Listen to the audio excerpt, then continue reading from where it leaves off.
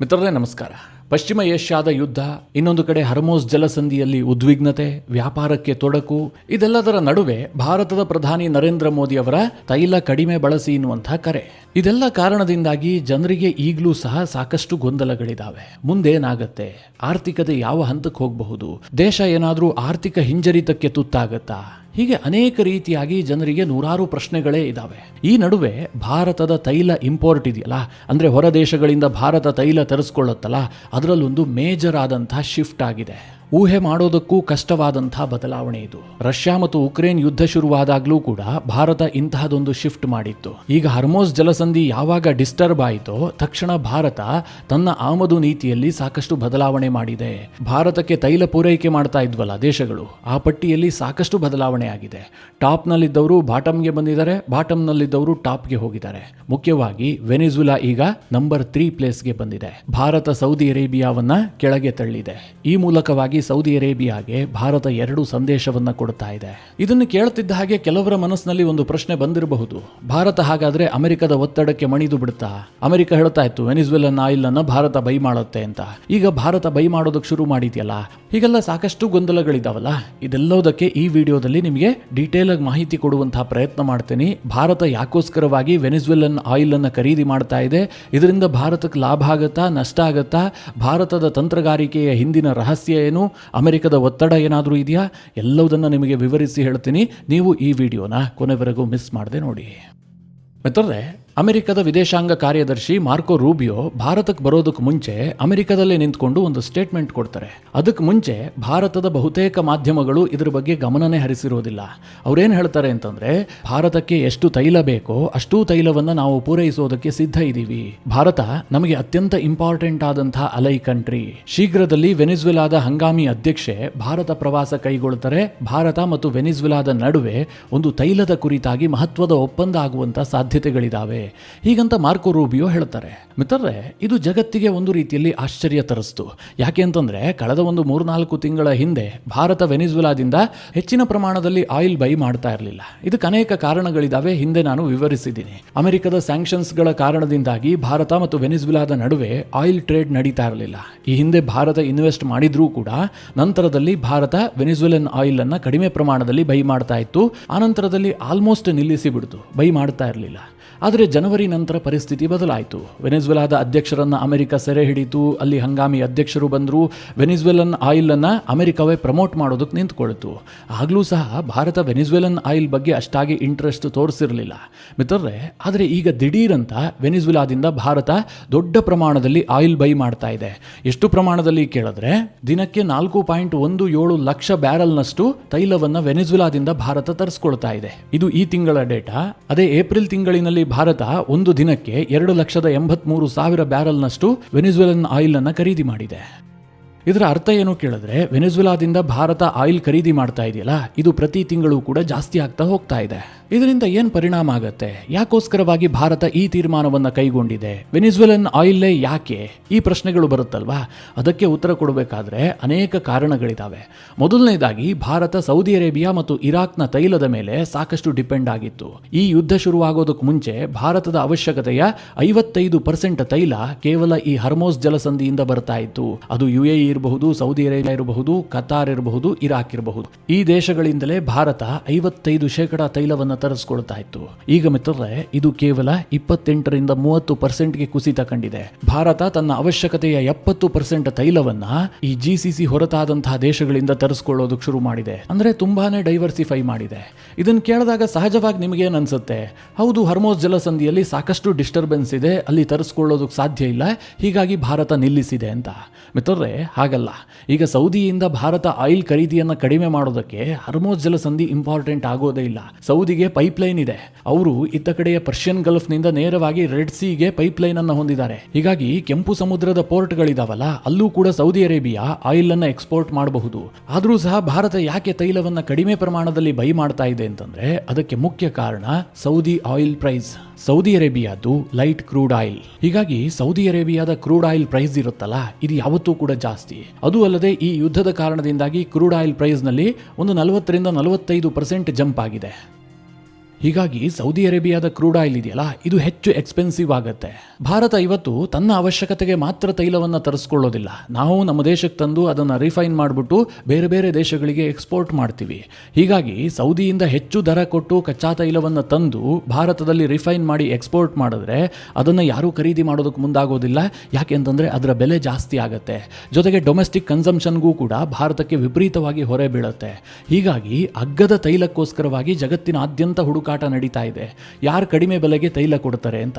ಮಿತ್ರರೇ, ಇಂತಹ ಪರಿಸ್ಥಿತಿ ಎಲ್ಲರಿಗೂ ಕೂಡ ಲಾಭ ಮಾಡಿಕೊಳ್ಳೋದಕ್ಕೊಂದು ಅವಕಾಶ. ಅದು ರಷ್ಯಾ ಇರಬಹುದು, ವೆನಿಜುಲಾ ಇರಬಹುದು, ಯಾವುದೇ ದೇಶಗಳಿರಬಹುದು. ತೈಲ ಬೆಲೆ ಜಾಸ್ತಿ ಇರುವಂತಹ ಈ ಸಂದರ್ಭದಲ್ಲಿ ಕಡಿಮೆ ಬೆಲೆಗೆ ಯಾರು ಮಾರಾಟ ಮಾಡ್ತಾರೆ? ಇದೇ ಕಾರಣದಿಂದ ರಷ್ಯಾ ಕೊಡುವಂತಹ ಡಿಸ್ಕೌಂಟ್ ದರವೂ ಕೂಡ ಬಹಳ ಕಡಿಮೆ ಆಗಿದೆ. ಈ ರೀತಿಯ ಪರಿಸ್ಥಿತಿಯಲ್ಲಿ ಭಾರತಕ್ಕೆ ಸಿಕ್ಕಂತಹ ದೇಶವೇ ವೆನಿಜುವೆಲಾ. ವೆನಿಜುವೆಲನ್ ಆಯಿಲ್ ಯಾವತ್ತೂ ಕೂಡ ಸ್ವಲ್ಪ ಕಡಿಮೆ ಬೆಲೆಗೆ ಸಿಗುತ್ತೆ. ಅದಕ್ಕೆ ಕಾರಣ ಏನು ಕೇಳಿದ್ರೆ, ವೆನಿಜುವೆಲಾದಲ್ಲಿ ವಿಶ್ವದಲ್ಲೇ ಅತಿ ಹೆಚ್ಚು ತೈಲ ಭಂಡಾರ ಇರಬಹುದು, ಆದರೆ ಅಲ್ಲಿ ಸಿಗುವಂತಹ ಆಯಿಲ್ ಇದೆಯಲ್ಲ, ಅದು ಹೆವಿ ಕ್ರೂಡ್ ಆಯಿಲ್. ಇವತ್ತು ವೆನಿಜುವೆಲಾ ಬಳಿಯಲ್ಲಿ ಅಷ್ಟೊಂದು ಆಯಿಲ್ ನಿಕ್ಷೇಪ ಇದೆ, ಆದರೂ ಕೂಡ ಅದು ಯಾಕೆ ಆರ್ಥಿಕವಾಗಿ ಸೌದಿ ಅರೇಬಿಯಾದ ತರವೋ UAE ತರವೋ ಮುಂದೆ ಬಂದಿಲ್ಲ ಕೇಳಿದ್ರೆ, ಬಹುತೇಕರು ಏನು ಹೇಳ್ತಾರೆ, ಅಮೆರಿಕದ ಸ್ಯಾಂಕ್ಷನ್ಸ್ ಕಾರಣದಿಂದಾಗಿ ಅಂತ. ಆದರೆ ಅದೊಂದೇ ಕಾರಣ ಅಲ್ಲ. ವೆನಿಜುವೆಲಾಗೆ ದೊಡ್ಡ ಪ್ರಮಾಣದಲ್ಲಿ ಪ್ರಾಬ್ಲಮ್ ಆಗ್ತಾ ಇರುವಂತದ್ದು ಅಲ್ಲಿ ಸಿಗುವಂತಹ ಕ್ರೂಡ್ ಆಯಿಲ್ನ ಮಾದರಿ. ಆ ಹೆವಿ ಕ್ರೂಡ್ ಆಯಿಲ್ ಅನ್ನ ನೀವು ರಿಫೈನ್ ಮಾಡಬೇಕು ಅಂತಂದ್ರೆ ಅತ್ಯಾಧುನಿಕವಾದಂತಹ ಟೆಕ್ನಾಲಜಿ ಬೇಕು. ಇವತ್ತು ವಿಶ್ವದ ಬಳಿಯಲ್ಲಿ ಅಂತಹ ಟೆಕ್ನಾಲಜಿ ಇರುವಂತಹ ದೇಶಗಳು ಬಹಳ ಕಡಿಮೆ ಇದಾವೆ. ಆದರೆ ಆ ಟೆಕ್ನಾಲಜಿ ಅದೃಷ್ಟವಶಾತ್ ಭಾರತದ ಬಳಿಯಲ್ಲಿದೆ. ಮುಖ್ಯವಾಗಿ ಜಾಮ್ನಗರದಲ್ಲಿರುವಂತಹ ರಿಲಯನ್ಸ್ ರಿಫೈನರೀಸ್ ಇದೆಯಲ್ಲ, ಇದು ವಿಶ್ವದಲ್ಲೇ ಅತ್ಯಂತ ಆಧುನಿಕವಾದಂತಹ ಒಂದು ರಿಫೈನರಿ. ಜಾಮ್ನಗರದಲ್ಲಿರುವಂತಹ ಈ ತೈಲ ಶುದ್ಧೀಕರಣ ಘಟಕದಲ್ಲಿ ಒಟ್ಟು 216 ಮಾದರಿಯ ತೈಲವನ್ನು ಶುದ್ಧೀಕರಣ ಮಾಡಬಹುದು. ರಿಲಯನ್ಸ್ ಅಂತಹದೊಂದು ಟೆಕ್ನಾಲಜಿಯನ್ನು ಇಟ್ಟುಕೊಂಡಿದೆ. ನಿಮಗೆಲ್ಲ ಗೊತ್ತಿರಬಹುದು, ಟ್ರಂಪ್ ಇತ್ತೀಚೆಗೆ ಒಂದು ಘೋಷಣೆ ಮಾಡ್ತಾರೆ, ಅಂಬಾನಿ ಅಮೆರಿಕದಲ್ಲಿ $300 ಬಿಲಿಯನ್ ಇನ್ವೆಸ್ಟ್ ಮಾಡ್ತಾರೆ, ನಮ್ಮಲ್ಲಿ ರಿಲಯನ್ಸ್ ರಿಫೈನರೀಸ್ ಬರ್ತವೆ ಅಂತ. ಇದಕ್ಕೆ ಕಾರಣ ಏನು ಗೊತ್ತಾ? ಇವತ್ತು ಅಂಬಾನಿಗೆ ಅಷ್ಟೊಂದು ರೆಡ್ ಕಾರ್ಪೆಟ್ ಹಾಕಿ ಯಾಕೆ ಟ್ರಂಪ್ ಕರೀತಾ ಇದ್ದಾರೆ ಅಂತಂದ್ರೆ, ವೆನಿಜುವೆಲಾದ ಆಯಿಲ್ ಸಿಕ್ಕರೂ ಕೂಡ ಅದನ್ನು ರಿಫೈನ್ ಮಾಡೋದಕ್ಕೆ ಅಮೆರಿಕಾಗೆ ಕಷ್ಟ ಆಗುತ್ತೆ. ಹಳೆಯ ಟೆಕ್ನಾಲಜಿಯನ್ನು ಇಟ್ಟುಕೊಂಡು ಅದನ್ನು ರಿಫೈನ್ ಮಾಡಿದ್ದೆ ಆದರೆ ಖರ್ಚು ಜಾಸ್ತಿ ಆಗತ್ತೆ, ಲಾಭ ಸಿಗೋದಿಲ್ಲ. ಅದಕ್ಕೆ ಅತ್ಯಂತ ಆಧುನಿಕವಾದಂತಹ ತೈಲ ಶುದ್ಧೀಕರಣ ಘಟಕ ಬೇಕು. ಅದು ಯಾರ ಬಳಿಯಲ್ಲಿದೆ? ರಿಲಯನ್ಸ್ ಬಳಿಯಲ್ಲಿದೆ. ಇದೇ ಕಾರಣದಿಂದ ಅಮೆರಿಕ ಭಾರತಕ್ಕೂ ಕೂಡ ಒತ್ತಡ ಹಾಕ್ತಾ ಇತ್ತು. ನಿಮ್ಮ ಬಳಿಯಲ್ಲಿ ಟೆಕ್ನಾಲಜಿ ಇದೆ, ನಮ್ಮ ತೈಲವನ್ನ ಖರೀದಿ ಮಾಡಿ, ವೆನಿಜುಲಾದಿಂದ ತೈಲ ಖರೀದಿ ಮಾಡಿ, ನೀವ್ಯಾಕೆ ರಷ್ಯಾದಿಂದ ತೈಲ ಖರೀದಿ ಮಾಡ್ತೀರಿ, ಕಡಿಮೆ ಮಾಡಿ ಅಂತ. ಸದ್ಯ ಮಿತ್ರರೇ, ಭಾರತಕ್ಕೆ ಒಂದು ಸಮಯ ಸಿಕ್ಕಿದೆ.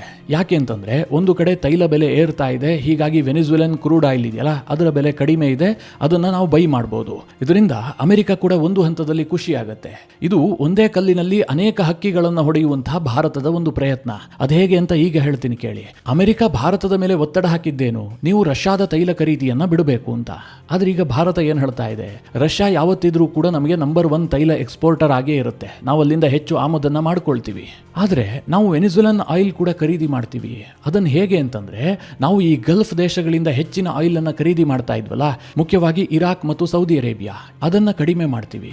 ಯಾಕೆ ಅಂತ ಕಾರಣವನ್ನ ನಾನು ಆಗ್ಲೇ ಕೊಟ್ಟೆ. ಸೌದಿಯ ತೈಲದ ಬೆಲೆ ಜಾಸ್ತಿ, ಯುದ್ಧದ ಕಾರಣದಿಂದ ಇನ್ನೂ ಜಾಸ್ತಿ ಆಗಿದೆ. ಎರಡನೇ ಕಾರಣ ಕೂಡ ಇದೆ. ಅದೇನು ಕೇಳಿದ್ರೆ, ಇವತ್ತು ಸೌದಿ ಅರೇಬಿಯಾ ಇದೆಯಲ್ಲ, ಪಾಕಿಸ್ತಾನದ ಜೊತೆಗೆ ತನ್ನ ಸಂಬಂಧವನ್ನ ವಿಪರೀತವಾಗಿ ಗಟ್ಟಿಗೊಳಿಸ್ತಾ ಇದೆ. ಈ ಕಾರಣದಿಂದಾಗಿ ಭಾರತ ಸೌದಿ ಅರೇಬಿಯಾಗೆ ಒಂದು ಮೆಸೇಜ್ ಕೂಡ ಪಾಸ್ ಮಾಡಬೇಕಾಗಿದೆ. ನೀವು ನಮ್ಮ ಜೊತೆಗೆ ವ್ಯಾಪಾರ ಮಾಡ್ತೀರಿ, ಲಾಭ ಗಳಿಸ್ತೀರಿ, ಆದ್ರೆ ನಿಮ್ಮ ನಿಷ್ಠೆ ಬಂದ್ಬಿಟ್ಟು ಪಾಕಿಸ್ತಾನಕ್ಕೆ. ಪಾಕಿಸ್ತಾನದ ಫ್ರೆಂಡ್ಶಿಪ್, ಅದು ಸಹ ಡಿಫೆನ್ಸ್ ರಿಲೇಶನ್ಶಿಪ್, ಇದನ್ನ ಒಪ್ಕೊಳ್ಳೋದಕ್ಕೆ ಸಾಧ್ಯ ಇಲ್ಲ. ಇದಕ್ಕೆ ನಾವೇನ್ ಮಾಡ್ತೀವಿ, ನಿಮ್ಮಿಂದ ತೈಲ ಖರೀದಿಯನ್ನ ಕಡಿಮೆ ಮಾಡ್ತೀವಿ. ಇದು ಭಾರತ ಮತ್ತು ಸೌದಿಯ ನಡುವಿನ ವ್ಯಾಪಾರ ಸಂಬಂಧ ಇದೆಯಲ್ಲ, ಇದನ್ನ ಕಡಿಮೆ ಮಾಡುತ್ತೆ. ಸೌದಿಗೆ ಇದು ಬಹಳ ದೊಡ್ಡ ಡ್ಯಾಮೇಜ್ ಅನ್ನು ಕೂಡ ಮಾಡುತ್ತೆ.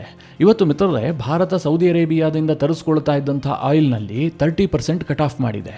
ಕೇವಲ ಭಾರತ ಮಾತ್ರವಾ? ಖಂಡಿತವಾಗ್ಲೂ ಇಲ್ಲ. ಜಪಾನ್ ಕಡಿಮೆ ಮಾಡಿದೆ, ಸೌತ್ ಕೊರಿಯಾ ಕಡಿಮೆ ಮಾಡಿದೆ, ಚೈನಾ ಕೂಡ ಕಡಿಮೆ ಮಾಡಿದೆ. ಯಾಕೆ ಅಂತಂದ್ರೆ ಅವರ ಆಯಿಲ್ ಪ್ರೈಸ್ ಇದೆಯಲ್ಲ ಅದು ಜಾಸ್ತಿ ಇದೆ. ಎಲ್ಲಿ ಕಡಿಮೆಗೆ ಸಿಗುತ್ತೋ ಅಲ್ಲಿಂದ ಖರೀದಿ ಮಾಡೋದಕ್ಕೆ ಈ ಎಲ್ಲ ದೇಶಗಳು ನೋಡ್ತಾ ಇದ್ದಾವೆ. ಸೌದಿ ಅರೇಬಿಯಾಗೆ ಈ ನಿರ್ಧಾರಗಳು ಎಷ್ಟು ಹೊಡೆತ ಕೊಟ್ಟಿದೆ ಅಂತಂದ್ರೆ, ಫೆಬ್ರವರಿ ತಿಂಗಳಿನಲ್ಲಿ ಸೌದಿ ಅರೇಬಿಯಾ ಪ್ರತಿದಿನಕ್ಕೆ 7.3 ಮಿಲಿಯನ್ ಬ್ಯಾರಲ್ನಷ್ಟು ತೈಲವನ್ನ ಎಕ್ಸ್ಪೋರ್ಟ್ ಮಾಡ್ತಾ ಇತ್ತು, ಅಷ್ಟು ವ್ಯಾಪಾರ ಮಾಡ್ತಾ ಇತ್ತು. ಆದ್ರೆ ಈಗ ಮೇ ತಿಂಗಳ ವೇಳೆಗೆ ಇದು ಕೇವಲ 3.9 ಮಿಲಿಯನ್ ಬ್ಯಾರಲ್ಗೆ ಕುಸಿತ ಕಂಡಿದೆ. ಅಂದ್ರೆ ಆಲ್ಮೋಸ್ಟ್ 45% ಕಡಿಮೆ ಆಗಿದೆ. ನಿಮಗೆಲ್ಲ ಗೊತ್ತೇ ಇದೆ, ಈ ಸೌದಿ ಅರೇಬಿಯಾ ಇರಬಹುದು, ಈ GCC ಎಲ್ಲ ದೇಶಗಳಿರಬಹುದು, ಇವುಗಳ ಆರ್ಥಿಕತೆ ಟೋಟಲಿ ಡಿಪೆಂಡ್ ಆಗಿರುವಂತಹದ್ದೇ ಆಯಿಲ್ ಮೇಲೆ. ಸೌದಿ ಅರೇಬಿಯಾ ಇದನ್ನ ಡೈವರ್ಸಿಫೈ ಮಾಡಬೇಕು ಅಂತ ಸಾಕಷ್ಟು ಪ್ರಯತ್ನ ಪಡ್ತು. ಆದರೆ ಸದ್ಯದ ಪರಿಸ್ಥಿತಿಯಲ್ಲಿ ಅಷ್ಟು ಈಸಿ ಅಲ್ಲ. ಈ ಯುದ್ಧದ ಬಳಿಕ ಅಂತೂ ಇನ್ನೂ ಕಷ್ಟ ಇದೆ. ಯಾಕೆಂದ್ರೆ ಮಿಡಲ್ ಈಸ್ಟ್ ನಲ್ಲಿ ಬಂದು ಯಾರೋ ಇನ್ವೆಸ್ಟ್ ಮಾಡೋದಕ್ಕೆ 100 ಬಾರಿ ಯೋಚನೆ ಮಾಡ್ತಾರೆ. ವಿಶ್ವದಲ್ಲಿ ಹೂಡಿಕೆಗೆ ಸ್ವರ್ಗ ಅಂತ ಪೋಸ್ಟ್ ಕೊಡ್ತಾ ಇದ್ದಂತಹ UAEಗೆ ಹೊಡೆತ ಬಿದ್ದಿದೆ. ಅಂತಹದ್ರಲ್ಲಿ ಹೊಸದಾಗಿ ನಾನೊಂದು ಇಮೇಜ್ ಬಿಲ್ಡ್ ಮಾಡ್ತೀನಿ ಅಂತ ಹೊರಟ್ರೆ ಸೌದಿ ಅರೇಬಿಯಾಗೆ ಇನ್ನೂ ಕಷ್ಟ ಆಗುತ್ತೆ. ಅದರ ಜೊತೆಗೆ ಈಗ ಆಯಿಲ್ ಎಕ್ಸ್ಪೋರ್ಟ್ ಕೂಡ ಕಡಿಮೆ ಆಗ್ತಾ ಇದೆಯಲ್ಲ, ಇದು ಸೌದಿಯ ಆರ್ಥಿಕತೆಗೆ ಬಹಳ ದೊಡ್ಡ ಪೆಟ್ಟನ್ನು ಕೊಡುತ್ತೆ. ಇನ್ನು ಭಾರತ ಮತ್ತು ಅಮೆರಿಕದ ವಿಚಾರಕ್ಕೆ ಬಂದರೆ, ಅಮೆರಿಕ ಕಳೆದ 1 ವರ್ಷದಿಂದ ಭಾರತಕ್ಕೆ ದುಸ್ವಪ್ನವಾಗಿ ಕಾಡಿದೆ. ಟ್ರಂಪ್ ಅವರ ಯಾವ ನಿರ್ಧಾರಗಳು ಕೂಡ ಭಾರತದ ಫೇವರ್ ಆಗಿರಲಿಲ್ಲ. ಅವರು ಭಾರತವನ್ನು ಬಗ್ಗಿಸಬೇಕು, ನಾನು ಹೇಳ್ಕೊಂಡಂತೆ ಇರುವಂತಹ ದೇಶ ಆಗಬೇಕು ಅಂತ ಎಲ್ಲ ರೀತಿಯಲ್ಲೂ ಪ್ರಯತ್ನ ಪಟ್ಟರು. ಆದರೆ ಭಾರತ ಡೇ 1ನಿಂದಲೂ ಕೂಡ ಟ್ರಂಪ್ ಹಾಕಿದ ದಾರಿಯಲ್ಲಿ ನಡೆಯೋದಕ್ಕೆ ಇಷ್ಟಪಟ್ಟಿಲ್ಲ. ಇಬ್ಬರಿಗೂ ಲಾಭ ಆಗುವಂತಹ ನಿರ್ಧಾರಗಳಿದ್ರೆ ಹೇಳಿ, ಕೇವಲ ನಿಮಗೆ ಫೇವರ್ ಆಗಿ ನಿರ್ಧಾರ ಕೈಗೊಳ್ಳೋದಕ್ಕೆ ಸಾಧ್ಯ ಇಲ್ಲ ಅಂತ ಭಾರತ ಬಹಳ ಗಟ್ಟಿಯಾದಂತಹ ನಿರ್ಧಾರವನ್ನೇ ತೆಗೆದುಕೊಂಡಿತ್ತು. ಈಗ ಹಾಳಾದಂತಹ ಸಂಬಂಧವನ್ನ ಪುನಃ ಸ್ಥಾಪನೆ ಮಾಡೋದಕ್ಕೆ ಅಮೆರಿಕ ಕೂಡ ಉತ್ಸಾಹವನ್ನ ತೋರಿಸ್ತಾ ಇದ್ದಂತೆ ಕಂಡು ಬರ್ತಾ ಇದೆ. ಅದರ ಭಾಗವಾಗಿ ಮಾರ್ಕೋ ರೂಬಿಯೋ ಈಗ ಭಾರತ ಪ್ರವಾಸವನ್ನ ಕೈಗೊಂಡಿರೋದು. ರೂಬಿಯೋ ಪ್ರಧಾನಿ ನರೇಂದ್ರ ಮೋದಿ ಅವರನ್ನ ಭೇಟಿಯಾಗಿದ್ದಾರೆ. ವಿದೇಶಾಂಗ ಸಚಿವ S ಜೈಶಂಕರ್ ಜೊತೆಗೆ ಬೈಲಾಟ್ರಲ್ ಮೀಟಿಂಗ್ಗಳಾಗಿದ್ದಾವೆ. ಇತ್ತೀಚೆಗೆ ಭಾರಿ ನಿರೀಕ್ಷೆಯೊಂದಿಗೆ ಚೈನಾ ಪ್ರವಾಸ ಕೈಗೊಂಡಿದ್ರಲ್ಲ ಟ್ರಂಪ್, ಅದು ಟೋಟಲಿ ಫೇಲ್ಯೂರ್ ಆಗಿತ್ತು. ಆ ಘಟನೆ ಟ್ರಂಪ್ ಅವರನ್ನ ಮತ್ತು ಟ್ರಂಪ್ ಸರ್ಕಾರವನ್ನ ಭಾರಿ ಒತ್ತಡಕ್ಕೀಡು ಮಾಡಿದೆ. ಹೀಗಾಗಿ ಭಾರತದೊಂದಿಗೆ ಹಳಸಿದ ಸಂಬಂಧವನ್ನ ಸುಧಾರಣೆ ಮಾಡಿಕೊಂಡು ಕ್ವಾಡ್ ಕೂಟವನ್ನ ಬಲಪಡಿಸುವಂತಹದ್ದು, ವ್ಯಾಪಾರ ಸಂಬಂಧದಲ್ಲಿ ಸುಧಾರಣೆ, ಇದೆಲ್ಲದಕ್ಕೂ ಕೂಡ ಅಮೆರಿಕದ ಸರ್ಕಾರವೇ ಉತ್ಸಾಹ ತೋರಿಸ್ತಾ ಇದೆ. ಹೀಗಾಗಿ ಮಿತ್ರರೇ, ಏನು ಅನ್ನಿಸ್ತಾ ಇದೆ ಅಂತಂದರೆ, ರಷ್ಯಾ ಮತ್ತು ಉಕ್ರೇನ್ ಯುದ್ಧದ ಸಂದರ್ಭದಲ್ಲೂ ಕೂಡ ಭಾರತಕ್ಕೊಂದು ದೊಡ್ಡ ಆತಂಕ ಸೃಷ್ಟಿಯಾಗಿತ್ತು. ಈಗೇನು ನಾವು ಸ್ಥಿತಿಯಲ್ಲಿದ್ದೀವೋ ಅದೇ ಸ್ಥಿತಿಯನ್ನು ಅವತ್ತೂ ಕೂಡ ಎದುರಿಸಿದ್ವಿ. ಎಣ್ಣೆ ಕಾಳುಗಳ ಬೆಲೆ ಜಾಸ್ತಿ ಆಗಿತ್ತು, ತೈಲದ ಬೆಲೆ ಜಾಸ್ತಿ ಆಗಿತ್ತು, ಮುಂದೇನಪ್ಪ ಅನ್ನುವಂತಹ ಪ್ರಶ್ನೆ ಉದ್ಭವಿಸಿತ್ತು. ಆಗ ನಮಗೆ ರಷ್ಯಾ ಅಗ್ಗದ ದರದಲ್ಲಿ ತೈಲ ಕೊಡೋದಕ್ಕೆ ನಿಂತುಕೊಳ್ತು. ಬಹಳ ಡಿಸ್ಕೌಂಟ್ ಸಿಕ್ಕಿದ್ರಿಂದಾಗಿ ಭಾರತದಲ್ಲಿ ತೈಲ ಬೆಲೆ ಏರಿಕೆ ಆಗಿರಲಿಲ್ಲ. ಈಗ ಈ ಸಂಕಷ್ಟದ ಸಂದರ್ಭದಲ್ಲೂ ಕೂಡ ನಮಗೆ ಅಂತಹದೇ ಒಂದು ಆಪ್ಷನ್ ವೆನಿಜುಲಾ ಮೂಲಕ ಸಿಗುವಂತಹ ಸಾಧ್ಯತೆಗಳು ಕಂಡು ಇದೆ. ಆ ರೀತಿಯ ಬೆಳವಣಿಗೆಗಳು ಕೂಡ ಆಗ್ತಾ ಇದ್ದಾವೆ. ಮಿತ್ರರೇ, ಈ ವಿಚಾರದಲ್ಲಿ ಏನೇ ಡೆವಲಪ್ಮೆಂಟ್ ಆದರೂ ಕೂಡ ನಿಮಗೆ ತಿಳಿಸುವಂತಹ ಪ್ರಯತ್ನ ಮಾಡ್ತೀನಿ. ಈ ಬಗ್ಗೆ ನೀವೇನು ಹೇಳ್ತೀರಿ? ನಿಮ್ಮ ಅನಿಸಿಕೆ ಅಭಿಪ್ರಾಯವನ್ನು ಕಮೆಂಟ್ ಮಾಡುವ ಮೂಲಕ ನಮಗೆ ತಿಳಿಸಿ. ಹಾಗೆ ನಿಮಗೆ ಈ ವಿಡಿಯೋ ಇಷ್ಟವಾದರೆ ಲೈಕ್ ಮಾಡಿ. ಜೊತೆಗೆ ನೀವಿಂದು ನಿಮ್ಮ ನೆಚ್ಚಿನ ಸಂಸ್ಕಾರ ಸೌರಭ ಯೂಟ್ಯೂಬ್ ಚಾನಲ್ನ ಸಬ್ಸ್ಕ್ರೈಬ್ ಮಾಡಿಲ್ಲ ಅಂತಾದರೆ ಈ ಕೂಡಲೇ ಸಬ್ಸ್ಕ್ರೈಬ್ ಮಾಡಿ. ಮುಂದಿನ ಎಲ್ಲ ಅಪ್ಡೇಟ್ಗಳ ನೋಟಿಫಿಕೇಷನ್ಗಾಗಿ ಬೆಲ್ ಐಕಾನ್ ಒತ್ತಿ.